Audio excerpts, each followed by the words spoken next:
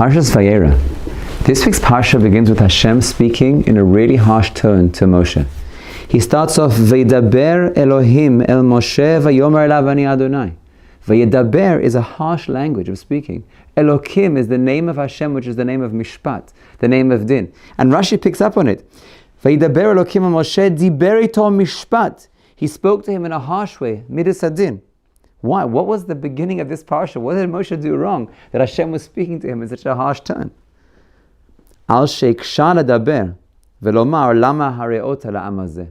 Because Moshe had just complained to Hashem and said, Hashem, why are you making things worse? Why are things so hard for the Jewish people? So the beginning of the parsha is Hashem's response. Moshe, you're complaining? You're saying, why am I making it so bad? That's not the way to speak. Veidaber Elokim. Hashem speaking in a harsh way back to Moshe for the way that Moshe spoke to him. So you would expect that to be the end of last week's parsha. That you would expect last week's parsha to end. Vayashav Moshe el Adonai vayomar Adonai lama hareosa la'am hazeh lama zeh shlachtani umeaz bati el paro ledaber b'shemecha hera la'am hazeh v'hetzel lo yitzalt et amecha. It's only got worse since I've come. You, Hashem, have made it worse. That should be the ending of the parsha, and then from there begins the response. Veidaber Elokim el Moshe. But there's another pasuk in the middle. In between Moshe's harsh language and Hashem's harsh response, there's a very pleasant conversation between Hashem and Moshe. Vayomer Hashem, and the word Vayomer is pleasant, and the Shem Hashem is the name of Rachamim. Vayomer Hashem el Moshe, Ata tireh. Now you're going to see Asher e'eseh leFaro, what I'm going to do to Pharaoh. Ki biyad chazaka yishalchem uviyad chazaka yigarashem me'atzo. It's going to be pleasant. You're going to see now that I'm going to punish the Egyptians and I'm going to take the Jewish people out. Now, it's a little strange just from an educational model. Is it better to relate to a child in a way that they do something wrong and they speak in a rude way, and then you're friendly and gentle, and then later on, in a separate context, you suddenly go back and you say, you shouldn't have spoken to me like that? The child will be shocked if you do it so out of context. Friendly and then harsh. What is going on in Hashem's response? I heard a beautiful interpretation. That whenever a child, or anyone for that matter, says something which is painful for them, they're really saying two things. Number one is they're saying, I'm in pain. And number two is the words they use.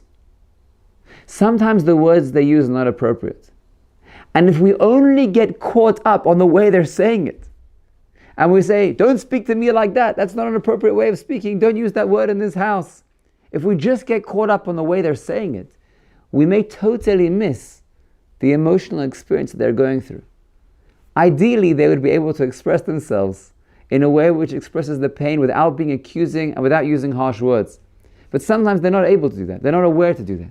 So the two come out together. They say, I'm in pain emotionally, together with accusing or saying a rude word. So here comes Hashem's response to such a matter. When Moshe says, Lama hareota la'am hazeh, why are you making things so bad for the Jewish people? At first Hashem acknowledges Moshe's pain that he's going through, and he speaks to him calmly because he's addressing Moshe's frustration. And he says to him, don't worry, now you're going to see. You're going to see what I'm going to do to Paro. With a yad chazakah, I'm going to take the Jewish people out of the nation, out of Egypt. And that addresses Moshe's emotional frustration. Once that's been addressed, once Moshe already feels heard and his emotional pain has been assured, then the next week's parasha, Hashem can now respond to the second point, which is the way that Moshe said it.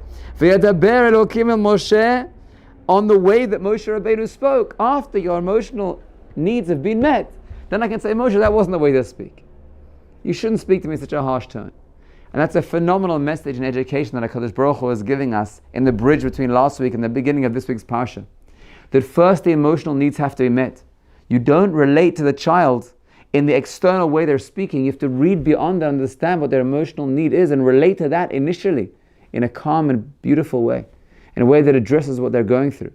When you've done that, don't be mavater. If they're speaking in an appropriate way, you still have to teach them the appropriate way to speak. And so we learn from Hashem, who's addressing the emotional needs and giving us guidance and appropriate way of speaking. Have a wonderful Shabbos.